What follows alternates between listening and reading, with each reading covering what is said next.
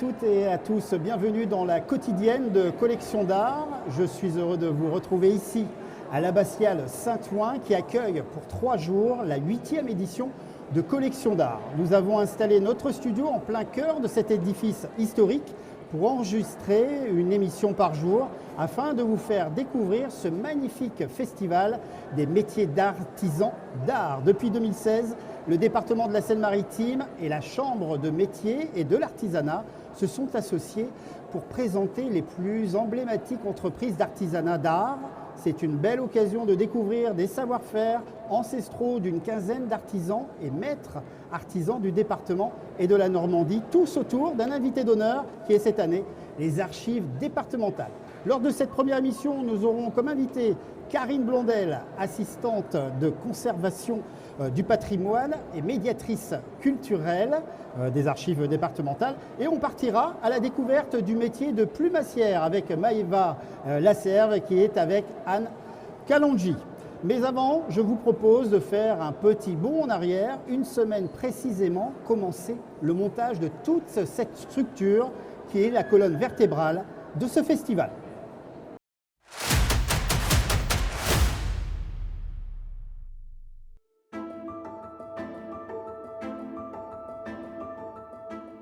Collection d'Art, c'est aussi une affaire de prouesse logistique et technique. Une semaine avant l'événement, des semi-remorques ont débarqué devant l'abbatiale Saint-Ouen.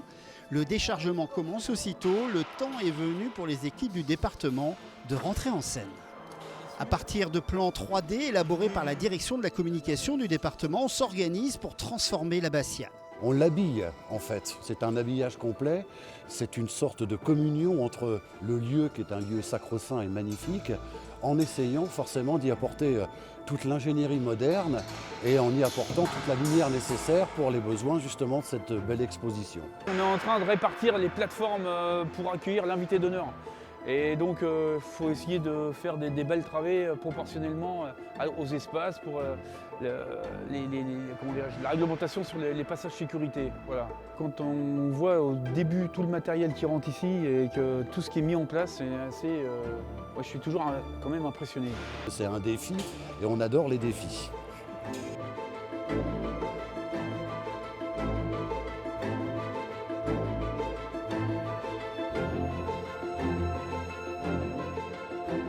Il aura fallu une semaine pour tout monter. Le temps est venu d'apporter la touche finale. C'est vrai que c'est le moment pour nous de mettre le papier cadeau et puis de valoriser un petit peu tout. Ça donne du relief. Ça donne une autre dimension à tout le travail réalisé par les équipes depuis plus d'une semaine maintenant. Là, les couleurs, c'est vous qui faites le choix ? Oui, tout à fait. Chaque année, c'est le grand rendez-vous avec toutes les équipes techniques. Une fois qu'on a bien avancé dans l'installation, on se pose, on regarde et on essaie de voir comment on peut valoriser au mieux la pierre et puis toutes les œuvres qui sont exposées. Donc cette année, on a fait ce choix de couleurs et ça fonctionne plutôt pas mal. Mission accomplie, défi relevé, l'abbatiale Saint-Ouen est habillée pour la 8e édition de Collection d'Art.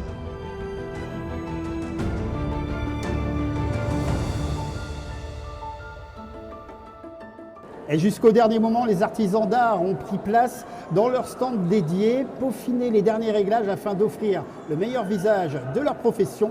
À 10h précise, la 8e édition de Collection d'Art a ouvert ses portes. L'invité d'honneur, on l'a dit, et c'est les archives départementales. Et vous êtes là, Karine Blondel, pour en parler un peu. D'abord, une précision sur votre fonction, assistante de conservation du patrimoine et médiatrice culturelle. C'est très riche comme fonction. Oui, alors en fait, vous avez mon grade, assistante de conservation et médiatrice culturelle qui est mon métier. Je travaille donc au service de la médiation culturelle, aux archives départementales de la Seine-Maritime. Et donc j'ai plusieurs casquettes, si je puis dire. Donc je travaille aux expositions, recherche documentaire, écriture de textes, visites. Et je suis également responsable du service éducatif. Donc j'accueille régulièrement des classes avec des enseignants autour des documents d'archives. Petite photographie, précision sur les archives départementales de la Seine-Maritime. Vos missions se résument autour de d'une seule lettre, mais 4 fois, les 4 C. Oui, on dit souvent que les archives, c'est les 4 C. Donc c'est la collecte, c'est le classement, c'est la conservation et c'est la communication, qui sont les 4 grands métiers des archives qui permettent de conserver les documents d'archives et de le communiquer au public, à un large public, autour d'expositions, en salle de lecture, aux scolaires. C'est ouvert à tout le monde. Les années précédentes, les archives départementales faisaient partie des stands. Hein, vous étiez dans les stands avec les artisans de métiers d'art. Là, cette année, vous êtes l'invité d'honneur. Qu'est-ce que vous proposez? Il y a un certain nombre d'ateliers délocalisés des archives départementales? Oui, tout à fait. On a voulu, le président a voulu mettre les archives à l'honneur cette année et on en remercie. Et effectivement, on a plusieurs stands qui sont dédiés. Donc, on a un stand d'accueil, de présentation des archives. Et on a également mes collègues restauratrices qui restaurent un seau, du papier ancien, qui font des démonstrations. Mon collègue photographe qui numérise des plaques de verre, hein, donc qui sont l'ancêtre de la photographie. Et aussi un stand qui reconditionne ces fameuses plaques de verre pour qu'elles soient conservées dans les meilleures conditions. Et s'ajoutent avec nous deux extérieurs, un enlumineur et un photographe que vous pouvez également découvrir. C'est une sorte de reconnaissance d'être invité d'honneur pour les archives départementales? Oui, bien sûr, tout à fait. Ça permet de mettre en valeur nos métiers et de montrer tout ce que l'on fait, puisqu'on ne fait pas que conserver les documents d'archives, on les met en valeur et on en prend soin surtout. Donc ça permet de montrer au public ce qu'on fait aux archives. Merci beaucoup Karine Blondel d'être venue sur ce plateau. Et puis là, vous allez rejoindre bien sûr cette allée centrale, au moins jusqu'à dimanche, hein, on rappelle, hein, de 10h à 19h, tous les jours jusqu'à dimanche soir. Eh bien, Collection d'Art vous accueille ici à l'Abbatiale de Rouen. On va parler d'ailleurs dans d'autres émissions le métier de restauratrice de documents graphiques, parchemin et sceaux, mais alors ça c'est une autre histoire. Pour l'instant on va aller direction les stands des artisans et aller voir ce que fait Maïva Lasserre. Je crois qu'il y a une affaire de plumes, en tout cas il y a beaucoup de plumes sur votre stand. Oui Olivier, en effet, je suis en compagnie de Anne Calongi. Anne qui a un métier bien particulier et très rare, puisqu'ils ne sont qu'une cinquantaine en France à exercer cette profession. Je vous propose dans un premier temps, avant de vous poser quelques questions, Anne, de découvrir le reportage qu'on a réalisé chez vous cet été.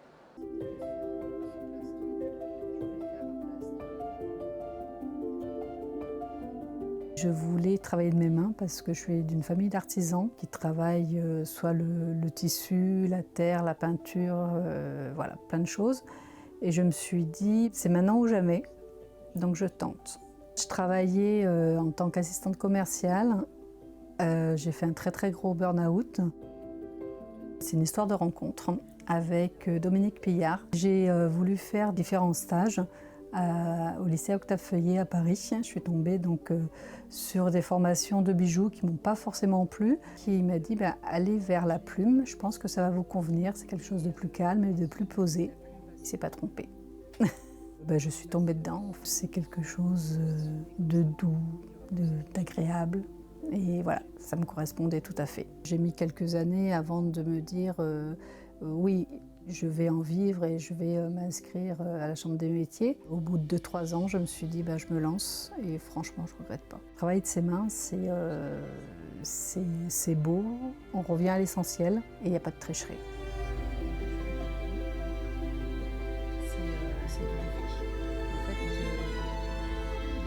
Au tout début, je faisais principalement des bijoux. En fait, tout ce qui est boucles d'oreilles, bracelets, colliers. Donc ça va du petit pendentif au plastron qui vient jusqu'au niveau de la poitrine. Sinon, je fais ce qu'on appelle des bijoux de cheveux, hein, des peignes ou des barrettes. Des broches aussi, bien sûr. Sinon, je fais aussi de la décoration avec des lampes et des tableaux.